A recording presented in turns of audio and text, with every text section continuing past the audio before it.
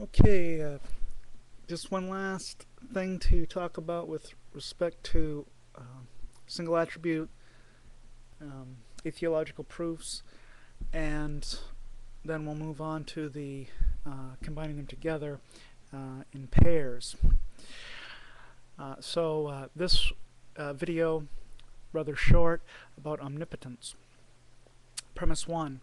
Since God is omnipotent, he can do all things. Premise 2. One doable thing is making a rock so heavy that one is powerless to lift it. Premise 3. To be powerless to do a thing is to lack omnipotence. The conclusion 4. God's omnipotence entails that God lacks omnipotence. Therefore, omnipotence is a self-contradictory attribute. So, since God is omnipotent, he can do all things, including making a rock so heavy he can't lift it. But if he can't lift it, he's not omnipotent, so omnipotence is self-contradictory. By way of such reductio, we prove that God, as omnipotent being, cannot possibly exist. Thus says the atheist.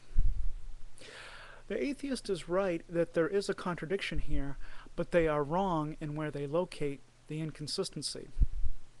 The contradiction comes in premise 2. While premise 2 is perhaps not contradictory in general, it is contradictory when applied to God. For God is all-powerful.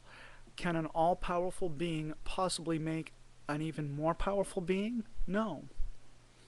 Of course, we can't go beyond infinite power, unlimited, total, complete power. That is contradictory.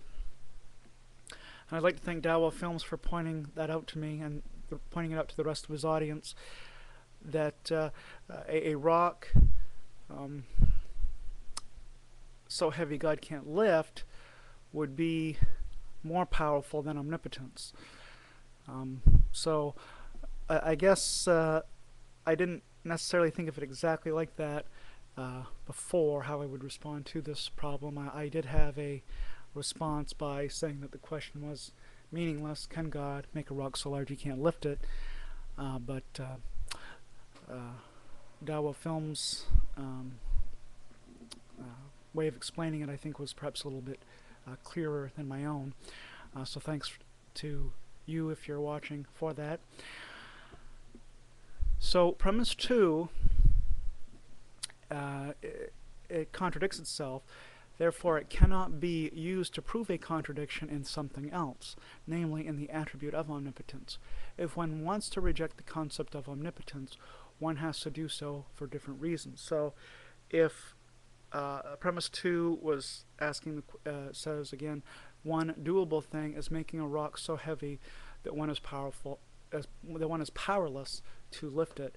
If God has all power, then he's not able to do that, because that is meaningless nonsense to say that an omnipotent being would make, well, as I said before, and as Ali said before me, you can't go beyond all power. So premise 2 is itself a self-contradictory claim, and the argument against omnipotence, against God as an omnipotent being, thus is unsound.